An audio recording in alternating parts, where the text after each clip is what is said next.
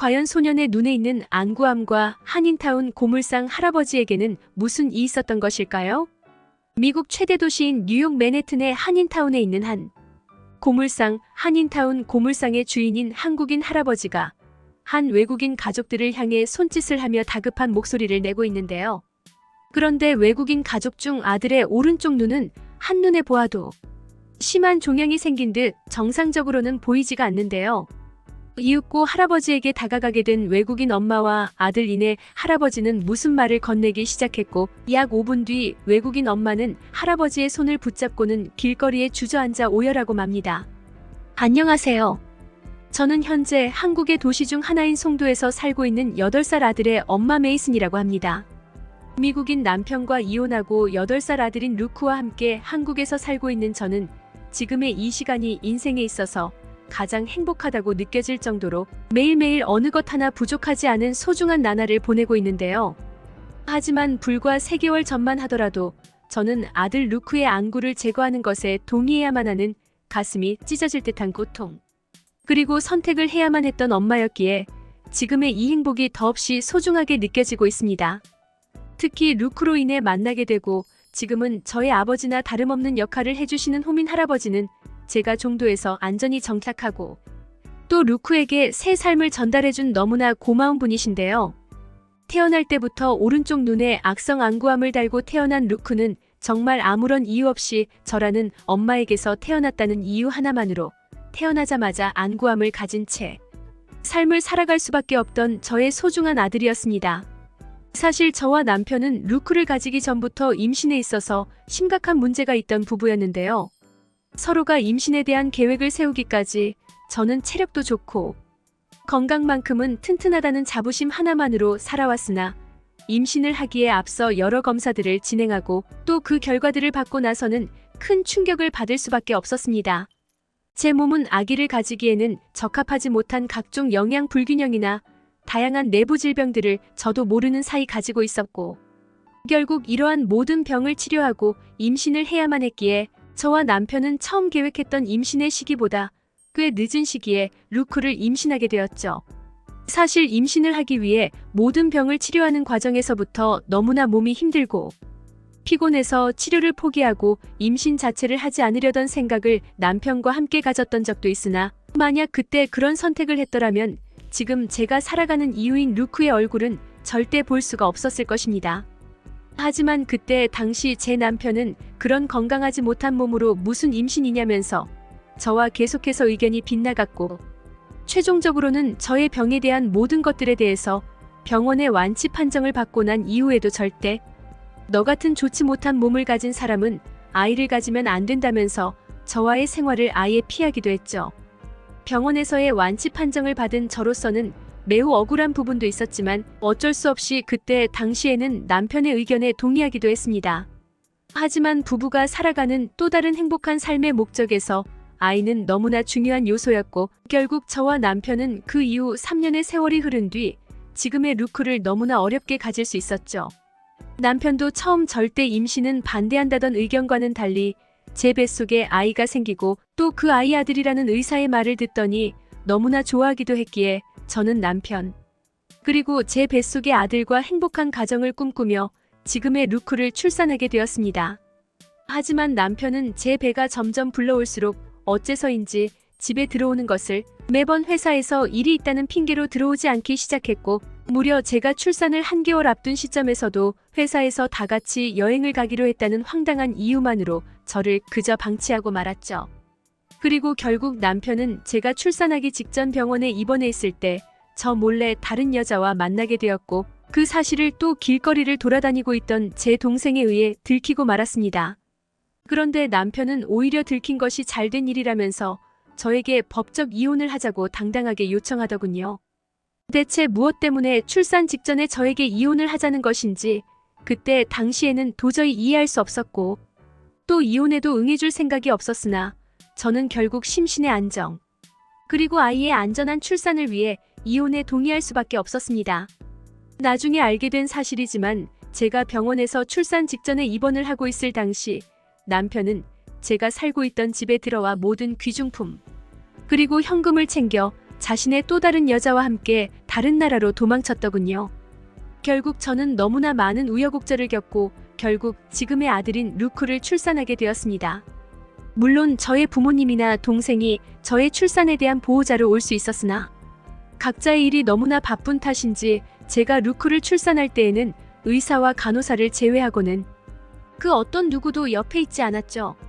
결국 힘들게 병원에서 루크를 출산하게 된 저는 곧바로 기절하고 말았습니다. 그리고 다시 눈을 떴을 때에는 저의 아이를 볼 수 있다는 생각에 너무나 가슴이 두근거렸지만 곧 병실에 찾아온 의사의 말을 듣고는 모든 꿈이 부서지고 말았죠.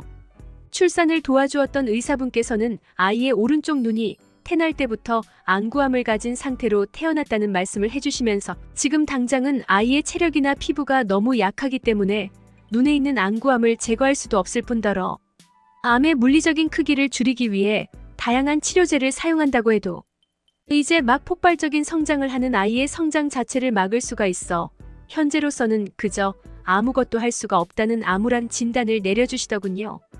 힘들게 루크를 낳았지만 태어나자마자 눈에 안구암이 있다는 말을 들은 저는 심각한 충격으로 한동안 아무 말도 하지 못했고 그저 눈물만 흘렸습니다.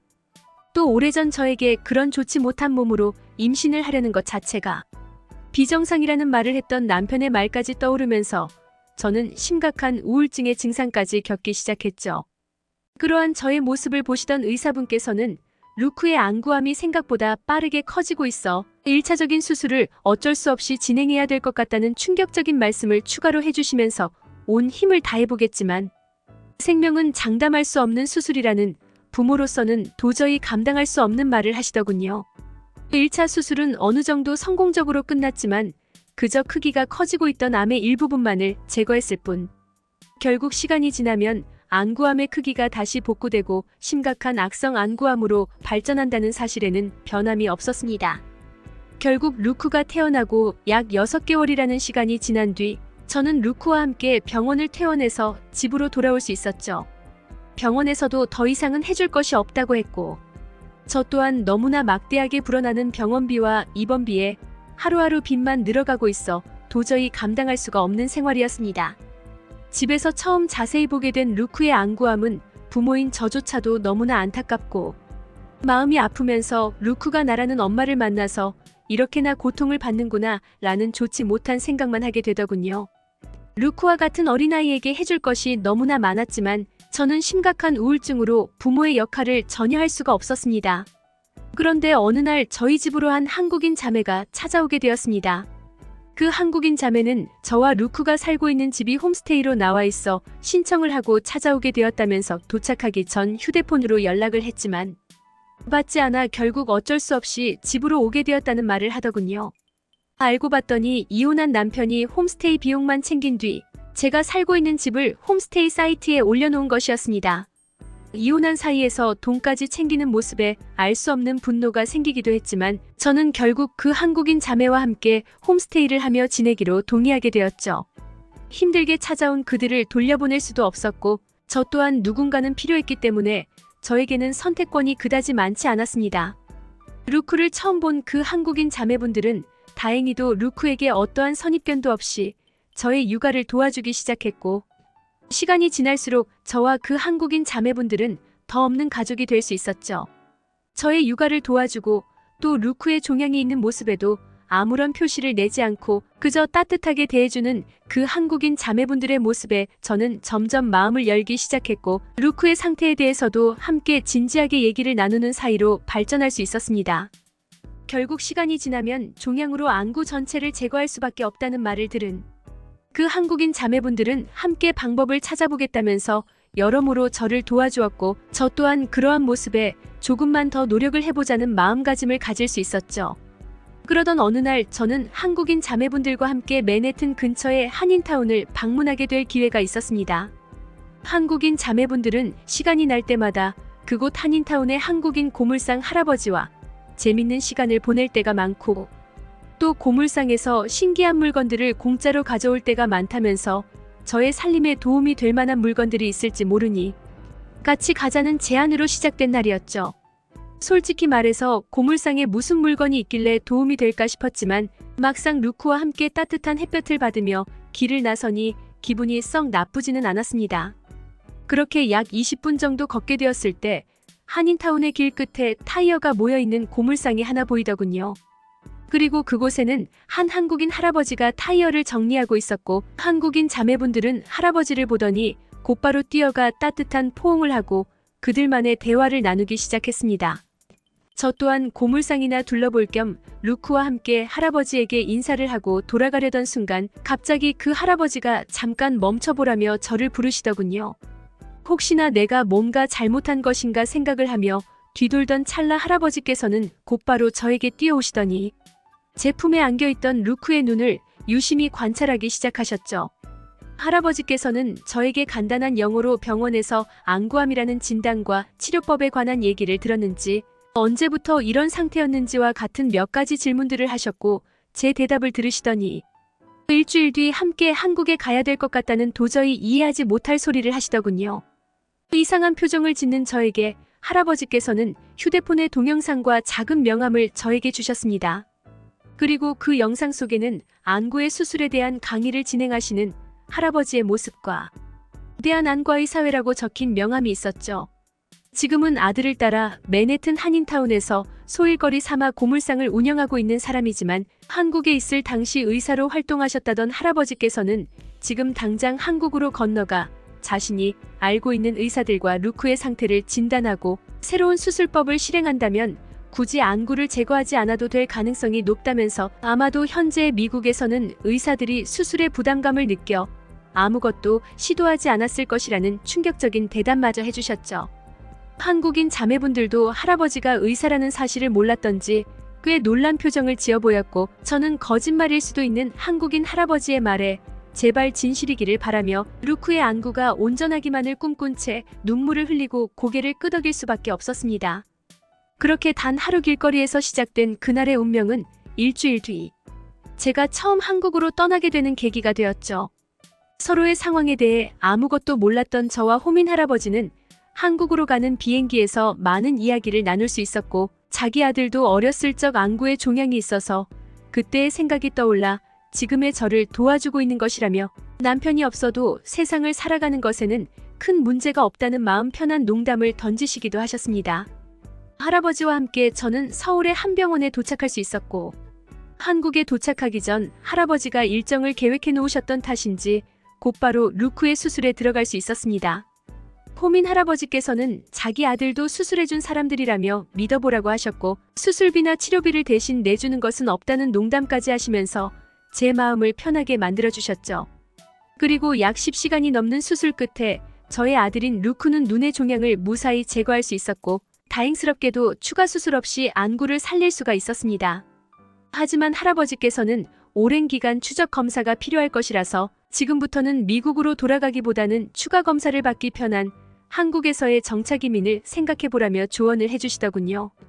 온라인 사업을 진행하던 저는 곧바로 할아버지의 말씀을 따르기로 했고, 몇 번 미국을 왔다 갔다 하기는 했지만 한국에 사는 할아버지 가족분들의 도움을 받아 송도에 무사히 정착할 수 있었습니다. 그 사이 루크의 안구에 대한 몇 번의 고비가 또 있기는 했으나 다행스럽게도 안구를 제거하는 최후의 상황까지는 가지 않았고 무사히 고비를 넘길 수 있었죠. 루크의 나이가 어린 탓인지 회복 속도에서도 빠르게 이루어졌고, 할아버지께서는 루크가 안정 상태에 들어가고 난 이후에는 다시 미국에 있는 자신의 고물상으로 돌아가시게 되었습니다. 알고 봤더니 할아버지께서도 가족의 문제로 계속 한국에 있는 것은 별로 좋아하지 않으셨고, 영업 중 그저 마음 편하게 다른 나라에서 고물상을 운영하는 자신의 삶에 만족하고 계시더군요. 그리고 그날 이후 약 4개월 정도의 시간이 지났지만 정말 우연하게도 서로가 처음 길거리에서 만난 날 할아버지의 따뜻한 배려와 관심으로 시작된 그날의 운명이 저와 루크를 여기까지 살게 해주었고, 또 새로운 삶을 꿈꾸게 해주었다는 사실은 저에게는 너무나 과분하다고 느껴지고 있죠. 수술이 성공적으로 진행되고 난 이후 저는 할아버지에게도 어느 정도의 보상을 해드리려고 했으나 할아버지께서는 병원비나 잘 내라면서 저의 모든 보답을 그저 받지 않으시더군요. 할아버지뿐만 아니라 저를 호민 할아버지와 만날 수 있게 해준 한국인 자매분들인 보영이와 지영이도 약 2주 뒤 수술을 하고 난 루크를 한국에서 처음 만나기로 했습니다. 모든 기적이 한국인분들에 의해 발생하고 난 이후의 저의 삶이기에 저는 오늘도 한국이라는 나라 자체에 감사한 마음을 가지고 살고 있죠. 저 또한 한국에 있는 한국인분들에게 감사의 보답과 행복을 위해 오늘도 루크와 함께 열심히 하루를 살아나가고 있기에 우리 가족이 한국에 있다는 그 사실만으로도, 그리고 루크의 수술이 한국에서 무사히 끝난 것만으로도 너무나 감사할 따름입니다. 듣기 주셔서 감사합니다. 오늘의 영상은 이게 전부입니다. 모두가 건강하길 바랍니다.